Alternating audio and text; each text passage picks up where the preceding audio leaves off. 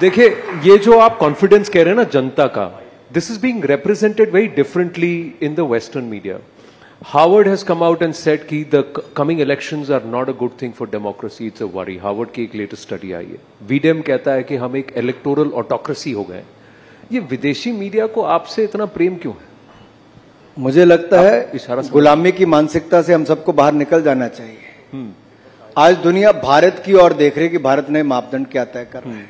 जब कोविड के समय दुनिया के बड़े बड़े देश जो नहीं कर पाए, जो कहते थे यही विदेशी मीडिया कि भारत में करोड़ों लोग मर जाएंगे महामारी और भूखमरी के कारण, आज मैं इस मंच पर कह रहा हूं मोदी का नेतृत्व था, महामारी से भी बचाया, भूखमरी से भी बचाया. 2 वैक्सीन भी बनाई, 220 करोड़ वैक्सीन मुफ्त में लगाई भी, और 80 करोड़ लोगों को मुफ्त में अनाज पिछले 3 साल तो दिया ही, अगले 5 साल की गारंटी भी मोदी की गारंटी है. उस समय जब दुनिया कहती थी कि यूक्रेन रशिया के युद्ध में भारत को ये नहीं करना चाहिए, वो नहीं करना चाहिए, हमने गैस भी खरीदा, तेल भी खरीदा. जब दुनिया ने दबाव बनाया तब कहा हमें भारत की जरूरत को पहले देखना है, हमें अपनी एनर्जी सिक्योरिटी 140 करोड़ लोगों के लिए पहले देखनी है. और भारत ने जो निर्णय लिया हम उस पर खड़े रहे. ये पुराना भारत नहीं, ये नया भारत है. और नए भारत की बुलंद तस्वीर इससे नजर आती है जब 10वें नंबर की अर्थव्यवस्था लड़खड़ाती चरमराती अर्थव्यवस्था से आज दुनिया की 5वीं सबसे बड़ी अर्थव्यवस्था भारत बनकर खड़ा हुआ. लेकिन जब यही इंटरनेशनल मीडिया फ्रंट पेज पे प्रधानमंत्री के चेहरे के इंटरव्यू को लिखती है या छापती है या कुछ भारत के बारे में अच्छा कहती है, तो फिर आप ही सबसे ज्यादा कहते हैं कि देखिए इसको दिखाइए इंटरनेशनल मीडिया हमारे बारे में क्या कह रही है. अब आप कह रहे हैं कि इंटरनेशनल मीडिया को मत गिनिए जब वो आपको क्रिटिसाइज करती है. मैं आपको एक छोटा सा उदाहरण देता हूं. सन 2001 में नरेंद्र मोदी जी गुजरात के मुख्यमंत्री बने जी. बहुत बड़ी चुनौती थी, उससे पहले भूकंप आया था, आपदा आई थी. गुजरात को वापस खड़ा करने का उन्होंने बहुत बड़ा काम किया जी. देश के मीडिया ने न जाने क्या क्या उनके बारे में वर्षों तक लिखा होगा. और देश के विपक्ष ने तो यहां तक कि फर्जी मुकदमों से लेके ऐसे ऐसे बयान मोदी जी के बारे में दिए जो hitting below the belt. Right. कोई कसर नहीं छोड़ी थी. बिल्कुल. लेकिन किसी ने कितने भी प्रयास किए हों, कितनी भी गाली निकाली हो, नरेंद्र मोदी जी का पर्सनैलिटी ही ऐसी है, उनका काम ही ऐसा है कि वो गाली को भी अपने पक्ष में कैसे लाकर खड़ा कर दिया, ये मोदी जी ने दिखाया. क्योंकि उनका काम बोलता था. किसी ने कहा मौत का सौदागर, किसी ने कहा नीच, किसी ने कहा गंदी नाली का कीड़ा, किसी ने कहा चाय बेचने वाला है. लेकिन देश की जनता समझदार थी जिन्होंने देश बेचने वाली कांग्रेस को नकार दिया, ईमानदार चाय बेचने वाले को देश का प्रधानमंत्री. हमने ईमानदारी के साथ आनंद जी 10 साल सरकार चलाई. 1 रुपए का भ्रष्टाचार का आरोप नरेंद्र मोदी की सरकार पर नहीं है, ना मोदी जी पर है, न उनके किसी मंत्री के ऊपर है. और हम आगे के लिए भी जनता को विश्वास दिलाते हैं, ईमानदारी के साथ देश को आगे बढ़ाएंगे, 5वें पर नहीं रुकेंगे. दुनिया की तीसरी सबसे बड़ी अर्थव्यवस्था हम भारत को बनाएंगे. लेकिन खेल नैरेटिव्स का भी है अनुराग जी. देखिए, you are the information and broadcasting minister, तो इसलिए मैं वापस आपसे पूछूंगा कि अंतर्राष्ट्रीय अकेडमियां आज भी भारत को जिस नजर से देखती है, वहां ये कहती है कि मोदी सरकार के अंदर ये एक इलेक्टोरल ऑटोक्रेसी हो रही है, यानी कि डेमोक्रेटिक तानाशाही.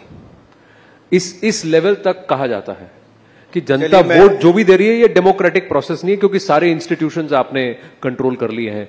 ईडी आपके इशारे पर समन भेजता है, सीबीआई आपके इशारे पर अरेस्ट करती है, मीडिया तक को गोदी ही कह दिया जाता है. चलो मैं आपसे इसका उत्तर देता हूं. पहली बात तो जांच एजेंसियां स्वतंत्र हैं, किसी को भी भ्रष्टाचार के मामले में बुला सकती है. दूसरी बात ये कहता हूं, आप में से किसी को ईडी का नोटिस आया? यहां पे सब साफ बैठे हैं, ईमानदार बैठे हैं. अब जिसने गलत काम किया होगा उसको ईडी का नोटिस आएगा. अब हमने वायदा क्या किया था 10 साल पहले, भ्रष्टाचार मुक्त शासन देंगे. हमने अपनी ओर से भ्रष्टाचार मुक्त शासन दिया. हमने कहा था भ्रष्टाचारियों के खिलाफ कड़ी कार्रवाई करके दिखाएंगे.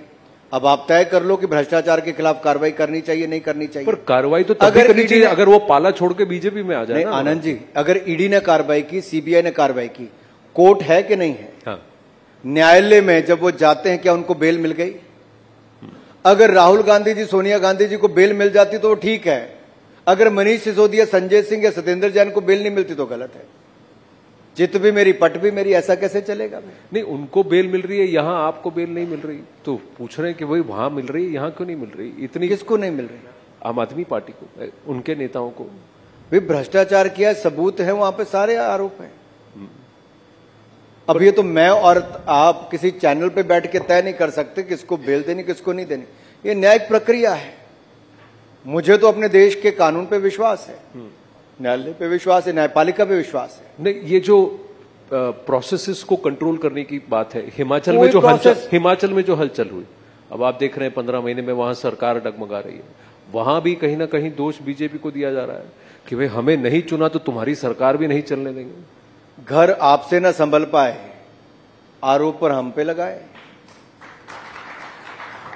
पिछले 9 महीनों से उनके विधायक एक के बाद दूसरा आरोप लगाता था कि मुख्यमंत्री सुनता नहीं है, जो वायदे किए वो पूरे होते नहीं हैं, उनके काम अपनी सरकार में होते नहीं थे, सरकार में अहंकार घमंड पूरा भरा हुआ था। और ये सरकार बनने के पहले दिन मुख्यमंत्री ने कहा कि हमने 97% हिंदू जहां रहते हैं हिंदुओं को हराकर ये सरकार बनाई है। ये घमंड और अहंकार था। फिर जो वायदे किए थे कि 1500 रुपए नारी शक्ति को देंगे, वो 1500 रुपया महीना नहीं दिया, 15 महीने बीत गए। वो 24 लाख महिलाएं प्रदेश की पूछती कि 1500 रुपया महीना कहां है। 5 लाख युवाओं को कहा था सरकारी नौकरी देंगे, नहीं दी। वो पूछते हैं सरकारी नौकरी कहां है। इन्होंने कहा था 2 रुपए किलो गोबर, 100 रुपए लीटर दूध खरीदेंगे, नहीं दिया। 600 करोड़ रुपया स्टार्टअप फंड के लिए देना था, नहीं दिया। इन्होंने कहा था बागवानों को उचित दाम देंगे, मुंह मांगे दाम देंगे, नहीं दिए। यहां तक कि सेब और फल और उनको नदी और नालों में बहाने की नौबत आ गई। अब ये सरकार का दुखड़ा और रोना, ये दुख भरी दास्तान मैं आपको क्या सुनाऊं। ये सुख की सरकार नहीं, ये दुख भरी दास्तान थी इनकी। पर आपने कहा कि कांग्रेस ने कोई बातें पूरे नहीं किए, लेकिन जनता ने वोट तो कांग्रेस को दिया, बीजेपी को नहीं दिया था।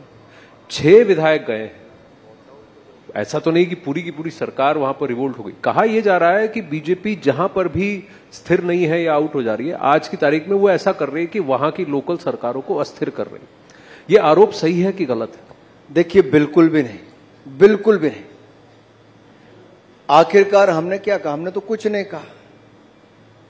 अगर सरकार में इतना दम होता, उनको लगता कि उनके पास मेजॉरिटी है, तो क्यों नहीं वोट करवाया? क्यों आनंद फानंद में फाइनेंस बिल पास करवा दिया? क्यों हाउस एडजॉर्न कर दिया? क्यों नहीं वोटिंग तक लेकर गए?